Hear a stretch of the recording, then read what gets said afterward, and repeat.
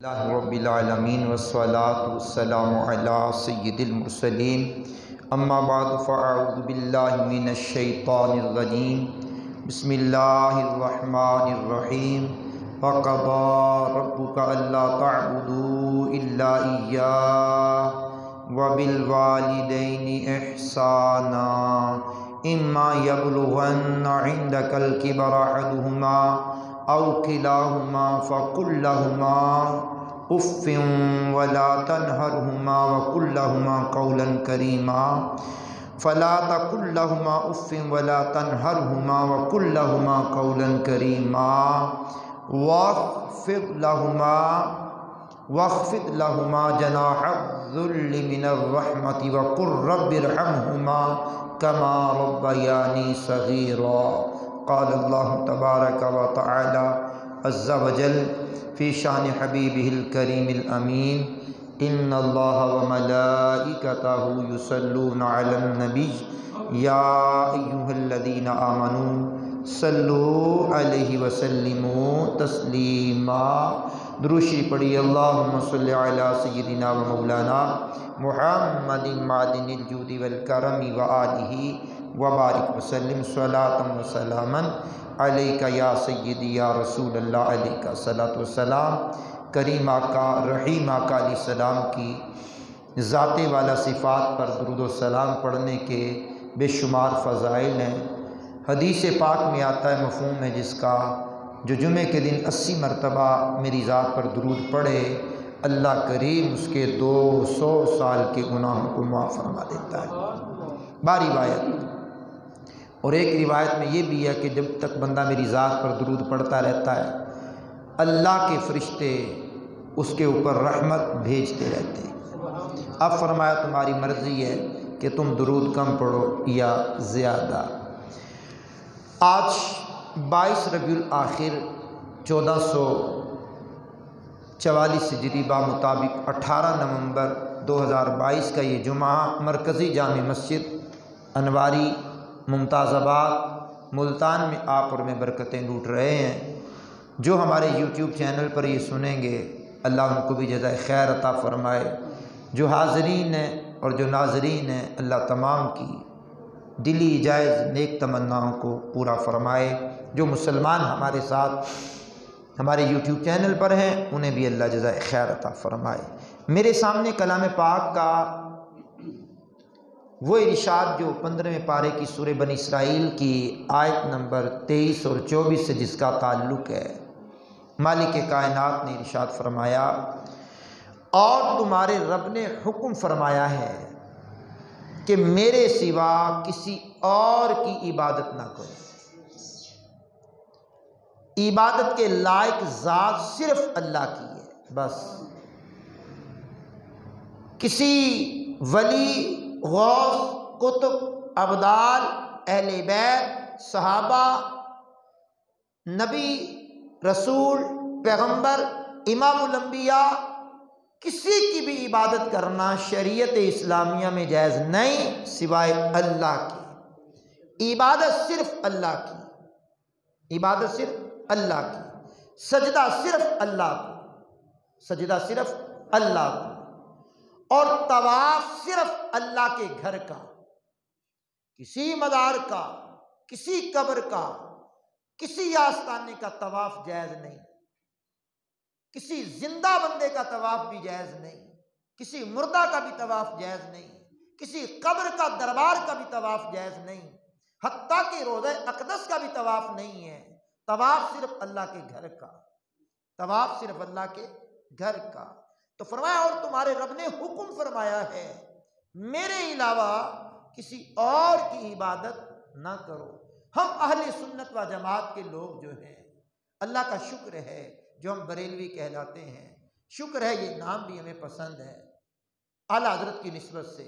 بریلوی کہلانے میں بھی ہمارا فخر ہے جناب، کوئی ہماری کسر نفس نہیں ہے، ہم فخریہ طور پر کہتے ہیں اللہ کا شکر ہے۔ اس دور میں اللہ نے مذہب مہذب اہل سنت و جماعت کی پہچان ہی بریلویت رکھی ہے، یہ میں قبول ہے۔ اب آپ سماعت کریں گے تو مالک کائنات کی عطا سے ہم اہل سنت و جماعت جو بریلوی کہلاتے ہیں، ہم اللہ کے علاوہ نہ کسی کی عبادت کرتے ہیں، نہ کرتے تھے، نہ کرتے، نہ قیامت تک کریں گے۔ عبادت صرف اللہ کی اور تعظیم اس کے پیاروں کی۔ اب قرآن کریم نے آگے اعلان کیا وَبِالْوَالِدَيْنِ إِحْسَانًا، اور ماں باپ کے ساتھ احسان کرو، بھلائی کرو۔ ماں باپ کے ساتھ اللہ اور اس کے رسول کے حقوق کے بعد، حقوق اللہ کے بعد نماز، روزہ، حج، زکوٰۃ، جہاد، یہ جتنے حقوق اللہ ہیں، ان کے بعد سب سے بڑا حق حقوق العباد کا، اور حقوق العباد میں سب سے بڑا حق ماں اور باپ کا۔ ماں اور باپ کا حق ہے سب سے بڑا، ماں اور باپ۔ فرمایا وَبِالْوَالِدَيْنِ إِحْسَانًا، اور ماں باپ کے ساتھ اچھا سلوک کرو، نیکی کرو، بھلائی کرو۔ ماں باپ کے بارے میں اللہ کے قرآن نے فرمایا، ابھی میں ترجمہ کر لوں پھر بتدریج ہم آگے بڑھیں گے۔ آگے قرآن کریم نے اعلان کیا اِمَّا يَبْلُغَنَّ عِندَكَ الْكِبَرَ أَحَدُهُمَا أَوْ كِلَاهُمَا فَلَا تَقُل لَّهُمَا أُفٍّ وَلَا تَنْهَرْهُمَا وَقُل لَّهُمَا قَوْلًا كَرِيمًا۔ ارشاد فرمایا اگر تیرے سامنے ان میں ایک یا دونوں بڑھاپے کو پہنچ جائیں، اب قرآن نے بات بھی کیا کی ہے؟ بڑھاپے کی بات کی ہے، بڑی عمر کی بات کی ہے، جس عمر میں آ کے لوگ چڑچڑے بن جاتے ہیں، جس عمر کے اندر آ کر کے لوگ ضدی بن جاتے ہیں، جس عمر کے اندر آ کر کے بندے کی صلاحیتیں دم توڑنے لگتی ہے، کمزوری غالب آ جاتی ہے، آنکھوں کی بینائی کمزور پڑنے لگتی ہے، کانوں کی سماعت کمزور پڑنے لگتی ہے، معدہ صحیح معنوں میں کام نہیں کرتا، خوراک صحیح معنوں میں بندہ کھا نہیں سکتا، اس عمر کے اندر آ کر کے فرمایا اگر تیرے سامنے ان میں ایک یا دونوں بڑھاپے کو پہنچ جائیں، ان سے اف تک نہیں کہنی، تک نہیں کہنا۔ یہ اف ہوں کا مطلب کیا ہے؟ یہ مفسرین نے یہ بات بھی لکھی ہے کہ اگر کوئی بندہ صاف ستھرا رہتا ہو، اس کے کپڑوں پہ ریت کے ذرات پڑ جائیں، اس کی عادت ہوتی پھونک مار کے اڑاتا ہے، یوں پھونک مارتا ہے، فرمایا اتنی بھی خفیف آواز ان کے سامنے نافرمانی کی نہیں نکالنی۔ اور اف کی مثال دیتے ہوئے علماء فرماتے ہیں کہ جس بندے کے ماں باپ بوڑھے ہوں، بستر پر غلاظت کریں، پخانہ بستر پر کریں، پیشاب بستر پر کریں، بیٹا یا بیٹی اس کو اٹھانا چاہے تو اپنے منہ پر، ناک پر نہ ہاتھ رکھے نہ کپڑا رکھے۔ کہا کیوں؟ کہا اس لیے کہ ماں باپ کو تکلیف ہوگی کہ یہ مجھ سے نفرت کر رہا ہے، حالانکہ نفرت ماں باپ سے نہیں ہے، اس بدبو سے نفرت ہے جو اس غلاظت سے آ رہی ہے۔ تو شریعت اسلامیہ نے کہا نہ بیٹے اور میری بیٹی اپنے منہ پہ ہاتھ نہ رکھ، تیرے باپ کو تیری ماں کو کہیں تکلیف نہ ہو۔ اللہ کو یہ بھی گوارا نہیں۔ دماغ پھٹتا ہے تو پھٹ جائے تیرا، لیکن منہ پہ کپڑا رکھ کے ان کی دل آزاری نہ کر کہ وہ سمجھیں کہ یہ مجھ سے نفرت کر رہا ہے۔ تو قرآن نے اس کو بھی منع کر دیا مفسرین کی آراء کے مطابق۔ اب آپ سماعت کریں گے تو آگے مالک کائنات نے فرمایا تو ان سے ہوں نہیں کہنا اور انہیں نہ جھڑکنا، ان سے تعظیم کی بات کہنا۔ اب سٹیج کیا ہے؟ بڑھاپا ہے۔ بڑھاپا سینکڑوں بیماریوں کا گھر ہے، بڑھاپا سینکڑوں بیماریوں کا گھر، اور اولاد کو سمجھایا جا رہا ہے بڑھاپے کے اندر ماں باپ کے سامنے تعظیم کی بات کرنا، ان کو جھڑکنا نہیں ہے۔ آپ کو سمجھ نہیں آتی، آپ کو سمجھ نہیں آتی، ماما بابا آپ کو سمجھ نہیں آتی، ابو آپ کو سمجھ نہیں آتی، بابا آپ کو سمجھ نہیں آتی۔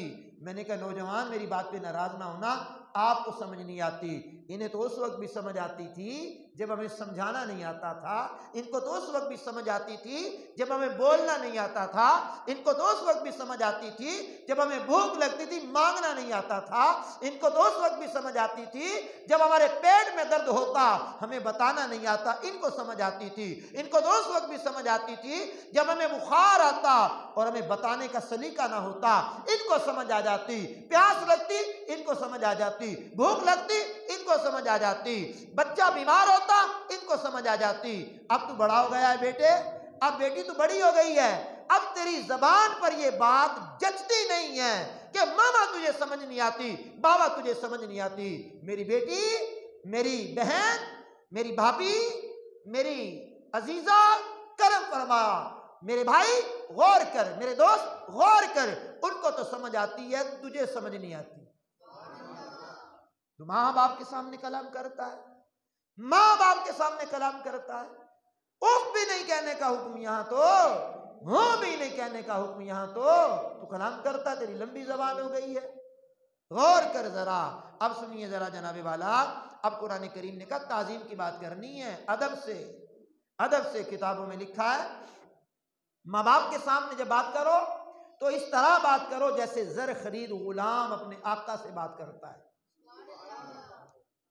اب اپنے باس سے کس طرح بات کرتے ہو، اپنے سیٹ سے کس طرح بات کرتے ہو، اپنے استاد سے کس طرح بات کرتے ہو، ٹیچر سے کس طرح بات کرتے ہو، تو ماں باپ کا حق تو ان سے بھی زیادہ ہے، تو ان کے سامنے اف نہیں کہنی، تعظیم کی بات کرنی ہے۔ آگے قرآن کریم نے جو اعلان کیا وہ سنیے ذرا، کس انداز میں قرآن کریم ہمیں سمجھا رہا ہے۔ وَاخْفِضْ لَهُمَا جَنَاحَ الذُّلِّ مِنَ الرَّحْمَةِ، ان کے لیے عاجزی کا بازو بچھا نرم دلی سے۔ سبحان اللہ، اونچی بول سکتے ہیں بھائی جان؟ ان کے لیے عاجزی کا بازو بچھا، عاجزی کا بازو بچھا، مطلب ان کے حق میں نرمی اختیار کر، عجز اختیار کر، تکبر نہیں، بڑائی نہیں، زبان درازی نہیں، آنکھوں میں آنکھیں ڈالنا نہیں، ماں باپ کے سامنے آنکھوں میں آنکھیں ڈالنا نہیں، اونچی بولنا نہیں، اونچی کلام نہیں کرنا، ان کی جگہ پہ بیٹھنا نہیں، ان کے آگے چلنا نہیں، عاجزی کا بازو بچھا، اور تجھے توفیق دے اللہ ان کے آگے اگر وہ جوتا پہننے لگے جلدی سے ان کے آگے جوتا رکھ دے۔ واہ، تیرے باپ کی طبیعت کتنی راضی ہوگی، تیری ماں کی طبیعت کتنی راضی ہوگی۔ اگر وہ بستر بچھانے کی طرف بڑھ رہے ہیں خود ان کا بستر بچھا دو، اٹھانے کی طرف بڑھ رہے ہیں خود ان کا بستر اٹھا دو، اگر وہ کوئی چیز اٹھانے جا رہے ہیں اٹھا کر کے ان کو دے دو، تو کتنے ماں باپ خوش ہوں گے۔ فرمایا ان کے لیے عاجزی کا بازو بچھا، وَقُلْ رَبِّ ارْحَمْهُمَا كَمَا رَبَّيَانِي صَغِيرًا، اور یوں عرض کر اے میرے رب، رب کا معنی ہوتا ہے پالنے والا، تو یہاں مالک نے وَقُلْ رَبِّ ارْحَمْهُمَا كَمَا رَبَّيَانِي صَغِيرًا فرمایا ہے، اس میں ذات اللہ کا ذکر نہیں کیا، یہاں رب کا ذکر کیا ہے۔ رب بھی پالنے والا ہے، ماں باپ بھی پالنے والے ہیں، تو وہ رب اس کا کوئی شریک نہیں، تو یہاں ماں باپ بھی پالنے والے ہیں۔ کہا یوں عرض کر اے میرے رب ان دونوں پر رحم فرما جیسا کہ انہوں نے بچپن میں مجھے پالا ہے۔ اب بچپن کے اندر ہم مانگ سکتے تھے، جس زمانے میں پیدا ہوئے مانگ نہیں سکتے تھے، بن مانگے انہوں نے دیا، تو نوجوان تو کیوں انتظار کرتا ہے امی مانگے ابو مانگے؟ ان کو خواہش ہے، ان کی زبان پر آتا نہیں ہے کہ اولاد سے سوال کرے۔ تجھے نہیں پتا امی کو کیا ضرورت ہے، تجھے نہیں پتا ابو کو کیا ضرورت ہے، تجھے پتا تو ہے نا، اب کیوں ان کی زبان کھلا رہا ہے؟ جس قدر انہوں نے تیرے ساتھ برتاؤ اچھا کیا ہے تو اس سے بھی بڑھ کر برتاؤ کرنا۔ ہم تو مانگنے کے قابل بھی نہیں تھے، انہوں نے دیا ہمیں، ہم تو کھانے کے قابل بھی نہیں تھے، ماں کی چھاتی میں دودھ کی نہریں جاری کر دی، ہمارے آنے سے پہلے خوراک کا انتظام کر دیا، بلکہ ہم پیٹ میں تھے تو ماں کا خون جگر پی پی کر تو ہم پروان چڑھے پیٹ کے اندر، ہماری نشو نما جو ہوئی ہے ماں کے خون سے خوراک بنی ہے، وہ خوراک بن کے ہمارے معدے میں جاتی رہی ہے، ہماری نشو نما ہوتی رہی ہے، ہماری ماں ہمیں اٹھائے پھرتی رہی ہے، گرمی سے بچاتی رہی، سردی سے بچاتی رہی، کھانے کی کسی چیز کی خواہش ہوئی ڈاکٹر نے کہا بی بی یہ نہیں کھانا بچے کو نقصان ہوگا، بی بی یہ نہیں پینا بچے کو نقصان ہوگا، بی بی یہ تیز نہیں چلنا بچے کو نقصان ہوگا، بی بی سیڑھیاں نہیں چڑھنی بچے کو نقصان ہوگا، بی بی اس کروٹ نہیں لیٹنا اس کروٹ نہیں لیٹنا۔ میں نے کہا ہماری ماں تو وہ ہے جس نے ہمارے پیدا ہونے سے پہلے بھی ہمارا خیال کیا ہے، ہمارے پیدا ہونے سے پہلے بھی، پھر پیدا ہوئے ماں کے دل میں رحمت ڈال دی، خون جگر پگھلا کر کے دودھ بنتا ہے، وہ ماں نے خون جگر پلایا ہے، خون جگر پلایا ہے، اور باپ ہے، باپ باپ ہے جناب، باپ باپ ہوتا ہے۔ اب آپ سماعت کریں گے، قرآن کریم نے کہا یوں عرض کر مالک ان پہ دونوں پہ رحم فرما جیسا کہ انہوں نے بچپن کے اندر مجھے پالا ہے، ان دونوں پہ رحم و کرم فرما میرے مالک۔ اب یہ قرآن کریم کی سورہ بنی اسرائیل کی آیت نمبر 23 اور 24 کا مفہوم خلاصہ میں نے آپ کے سامنے رکھا۔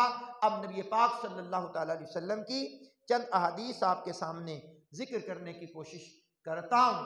وقت کا دامن تیزی کے ساتھ اپنی ساتیں سمیٹ رہا ہے۔ امام مسلم نے بالخصوص اس بات کو لکھا، امام بخاری نے بھی اس کو لکھا جو بھی حدیث بیان کرنے جا رہا ہوں، اور صاحب مشکات نے بھی اس کو تحریر فرمایا۔ اللہ کا شکر ہے جن کتابوں کے نام لے رہا ہوں فقیر کی لائبریری کی زینت ہے، اور اس میں نشانیاں لگائی ہوئی ہیں میں نے، اور انہی میں سے کچھ آپ کی بارگاہ میں ایک حدیث سنانا چاہتا ہوں کہ وہ حدیث آپ ضرور دل کے کانوں سے سماعت کریں گے، اور بعد میں جو ہمارے YouTube channel QRA Islamic media کے نام سے اس چینل پہ سنیں وہ بھی غور کر لیں، اور آپ بھی غور کر لیں، حاضرین بھی اور ناظرین بھی غور کر لیں کہ میں کیا پڑھنے جا رہا ہوں۔ امام بخاری، امام مسلم اور صاحب مشکات نے اس کو لکھا، سنا رہا ہوں، توجہ کرنا۔ سرکار دو عالم علیہ السلام اپنے صحابہ کے سامنے جلوہ گر ہیں، اور پاک صحابہ حضور کی بارگاہ میں حاضر ہیں۔ کریم آقا نے فرمایا میرے صحابہ، میں تمہیں گزرے ہوئے زمانے کا ایک قصہ نہ سناؤں؟ گزرے ہوئے زمانے کا ایک قصہ نہ سناؤں میں تمہیں؟ اب صحابہ کے سامنے حضور جیسی مصروف ترین شخصیت جو واقعہ سنا رہی ہے، وہ واقعہ کوئی عام ہے؟ عام واقعہ تو نہیں ہے نا۔ اب حضور نے صحابہ کو قصہ سنایا جو میں آج آپ کو جمعے کے خطبے میں سنانا چاہتا ہوں۔ کریم آقا نے وہ قصہ سنایا، کہا پچھلے وقتوں میں 3 اشخاص تھے، 3 آدمی تھے، اور وہ سفر پر روانہ ہوئے۔ جیسے وہ سفر پر روانہ ہوئے، ان دنوں میں سفر تو دن کو ہوتا تھا، رات کو سفر عمومی طور پر لوگ نہیں کرتے تھے، اور رات کو سفر کی سہولیات بھی نہیں ہوتی تھی، دن کے اجالے میں سفر ہوتا تھا۔ اب وہ سفر پر 3 آدمی نکلے، راستہ پتھریلا پہاڑی علاقہ، اور بادل آئے اور بارش برسنا شروع ہو گئی۔ اب حضور صحابہ کو سنا رہے ہیں، بارش خوب برسی، انہوں نے پناہ لینے کے لیے ادھر ادھر دیکھا، ایک غار نظر آئی، غار، اس غار میں یہ تینوں چلے گئے۔ صدیوں پہلے حضور نے اپنے صحابہ کو سنایا علیہ السلام، جو میں آپ کو سنا رہا ہوں۔ اب کہا غار میں گئے، قدرت کا کرشمہ، ایک پہاڑ کی چٹان ٹوٹی، لڑکتے ہوئے، کلڈیاں کھاتے ہوئے غار کے منہ پر آئی، اور غار کا منہ بند ہو گیا۔ اب یہ تینوں آزمائش میں آ گئے، ٹینشن بڑھ گئی، روشنی کا نام و نشان ختم ہو گیا، ہوا کی آمد و رفت ختم ہو گئی، اندر تینوں موجود ہیں، اور پہاڑ کی چٹان ٹوٹ کر کے منہ پر آ گئی۔ اب تینوں حیران ہیں، پریشان ہیں، کیا کیا جائے؟ ان علاقوں کا جنہوں نے سفر کیا، یہ اسلام آباد سے آگے کی طرف بڑھ جائیں، مری کی طرف بڑھ جائیں، ہمارے جہاں زیب بھائی اسی علاقے میں انہوں نے کاروبار بھی آج کل شروع کیا ہوا ہے، اسی لیے کئی جمعوں کے بعد زیارت کروائی۔ اب ان علاقوں کے اندر سلائڈنگ جو ہوتی ہے، ہم نے تو اپنی آنکھوں سے بھی دیکھی ہے، اور یہ علاقے میں ہم ماشاءاللہ کافی مرتبہ آنا جانا ہوا ہے، اور ادھر بلوچستان کی طرف چلے جائیں، فورٹ مڈبرو سے آگے چلے جائیں تو ادھر بھی کئی علاقے ہم نے دیکھے ہیں، سلائڈنگ ہوتی ہے جہاں، تو وہاں پہاڑ کی چٹانیں ٹوٹ ٹوٹ کر کے آ رہی ہوتی ہیں۔ خیر یہ نئی بات تھوڑی ہے، سوشل میڈیا کا دور ہے، نیٹ پر بھی یہ باتیں عام ہیں، دیکھتے رہتے ہیں آپ۔ اب وہ چٹان جو غار کے منہ پر آ گئی ہے، اب یہ لوگ اس کو ہٹانا چاہتے، کاٹ دی ہے اتنی بڑی چٹان۔ اب تینوں نے آپس میں میٹنگ کی، کہنے لگے یار مشکل میں آ گئے ہیں، اب تینوں یاد کرو کوئی ایسا عمل زندگی میں کیا ہو جو صرف اللہ کے لیے کیا ہو۔ ہم تو لوگوں کے لیے عمل بہت کرتے ہیں نا، منہ دکھانے کے لیے بہت عمل کرتے ہیں نا، شادی بیاہ جنازہ تعزیت فوتگی ہر میں ریاکاری، ریاکاری ریاکاری، میرا ہر عمل بس تیرے واسطے ہو، کر اخلاص ایسا عطا یا الہی۔ عمل کوئی اللہ کے لیے کیا ہو یاد کرو، اور اس نیک عمل کے وسیلے سے دعا مانگو، اللہ ہماری مشکل آسان فرما دے گا۔ نیک اعمال کا وسیلہ، امام مسلم نے پورا باب باندھا ہے، نیک اعمال کا وسیلہ۔ 3 غار میں پھنسے ہوئے لوگوں نے نیک اعمال کا وسیلہ پیش کیا، سبحان اللہ الکریم۔ ایک نے عرض کی، بار الہ میں چروا بکریاں وغیرہ چراتا، چرا کر کے جب آتا تو دودھ دھوتا، دودھ دھونے کے بعد پہلے ماں باپ کو پلاتا، پھر بیوی بچوں کو پلاتا۔ ایک دن میں لکڑیاں کاٹنے اور بکریوں کو چرانے کے لیے دور نکل گیا، تو جب میں پلٹ کر کے آیا تو امی بھی سو گئی تھی، ابو بھی سو گئے تھے۔ دودھ میں نے دھویا، اب میری عزت نے گوارا نہیں کیا کہ ماں باپ سے پہلے اولاد کو پلا دوں، ماں سے پہلے باپ سے پہلے اولاد کو پلاؤں، بیوی بچوں کو پلاؤں۔ میری عزت نفس نے گوارا نہیں کیا۔ مالک کو ساری رات میرے قدموں میں لوٹ پوٹ ہوتے رہے بچے، بھوک بھوک، اور میں پیالہ دودھ کا لیے ماں اور باپ کے سرانے کھڑا رہا، ساری رات کھڑا رہا، اٹھانا بھی گوارا نہ کیا، ان کے آرام میں خلل آئے گا، آرام میں خلل آئے گا، نہیں اٹھایا۔ صبح جب بیدار ہوئے میں نے دودھ پیش کیا، انہوں نے پیا، دعائیں دی، اور پھر میں نے بیوی بچوں کو پلایا۔ مالک یہ عمل اگر میرا تیری رضا کے لیے تھا تو کم از کم اتنا تو چٹان کو سرکا دے کے روشنی نظر آ جائے۔ کیا بات! اب حضور اپنے صحابہ کو بتا رہے ہیں علیہ السلام ورضی اللہ تعالی عنہما، کہا صحابہ اس کی دعا یہ ختم ہوئی، چٹان اپنی جگہ سے تھوڑی سی سرک گئی اور باہر کی روشنی غار میں آنے لگ گئی۔ اب دوسرے سے کہا جی آپ بھی دعا کرو، کوئی نیک عمل یاد کرو آپ بھی جو کیا ہو، اور کیا اللہ کی رضا کے لیے ہو۔ وہ دماغ پہ زور دینے لگا، کہنے لگا ہاں ایک عمل ایسا ہے جو میں نے اللہ کی رضا کے لیے کیا، میری چچا کی بیٹی، میں اس پر عاشق ہو گیا، گرویدہ ہو گیا اس کو گناہ کی طرف بلاتا وہ نہ آتی، وہ کہتی اللہ سے ڈر۔ ایک دن وہ محتاج ہوئی، میرے پاس آئی، 100 دینار کا مطالبہ کیا، میں نے محنت مشقت کر کے 100 سونے کے سکے جمع کیے، جب جمع ہو گئے تو میں نے اسے بلایا، اسے 100 سکے دیے اس شرط پر کہ میرے ساتھ تنہائی میں جائے گی۔ وہ 100 سکے لے کر تنہائی میں گئی، اور حدیث میں یہ جملے لکھے ہیں، میں جب ان کی دونوں ٹانگوں کے درمیان بیٹھا، اس لڑکی نے کہا اللہ سے ڈر، کیا کرنے لگا ہے، اللہ کا خوف کر، نہ حق میری مہر کو نہ توڑ، اللہ سے ڈر۔ کہا میرے وجود پہ کپ کپی طاری ہو گئی اور مجھے لرزہ طاری ہو گیا، مالک میں تیرے خوف سے ڈر گیا اور میں نے یہ بدکاری کا کام کرنا چھوڑ دیا۔ اے میرے رب اگر یہ میرا عمل تیرے لیے تھا تو تھوڑی اور چٹان کو سرکا دے تاکہ تھوڑا سا اور رستہ بن جائے، مالک یہ عمل میں نے تیرے لیے کیا ہے۔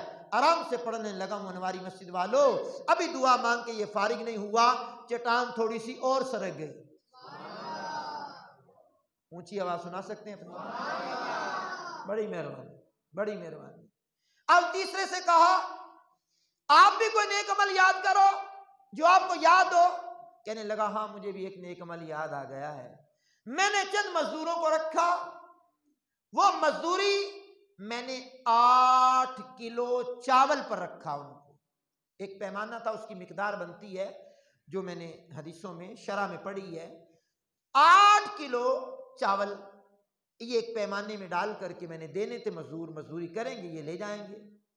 اب تمام مزدور جب مزدوری کر کے فارغ ہوئے، اجرت لے کے چلے گئے، ایک بگڑ گیا، کہنے لگا میں یہ نہیں لیتا، وہ کسی بات پر انبن ہو گئی، حضور نے فرمایا وہ مزدوری لیے بغیر چلا گیا۔ اب یہ جو مالک تھا جس نے کام کروایا تھا، اس نے وہ چاول کی کاشت الگ سے کر دی، اس کا بیج بنا کر کے الگ سے چاولوں کی کاشت کر دی، اور وہ چاول پروان چڑھے، پھر کاشت کی، پھر کاشت کی، عرصہ گزر گیا۔ وہ بندہ ایک دن آیا، کہنے لگا میرے اوپر ظلم نہ کر، دے میری مزدوری۔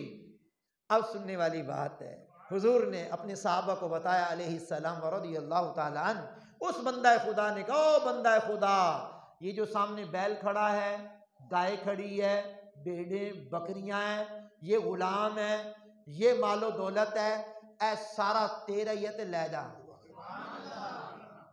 اس نے کہا ایک تو مزدوری دینے میں ٹال مٹول کرتا ہے، دوسرا مذاق کرتا ہے مجھ سے۔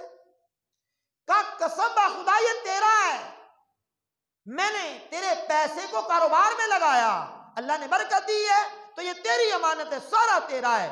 وہ سارے جانور لے کر کے گیا، بڑا خوش ہوا۔ اب اس تیسرے بندے نے کہا مالک یہ عمل بھی میرا تیری رضا کے لیے تھا۔ آج تو لوگ کسی کا مال کھا کر ڈکار تک بھی نہیں لیتے نا۔ کہا مالک یہ عمل بھی میرا تیری وجہ سے تھا، تیری لیے تھا، اگر یہ عمل مقبول ہو گیا ہے، بقیہ جو رستہ رہتا ہے نا، اتنا رستہ بنا دے کہ ہم تینوں گزر جائیں۔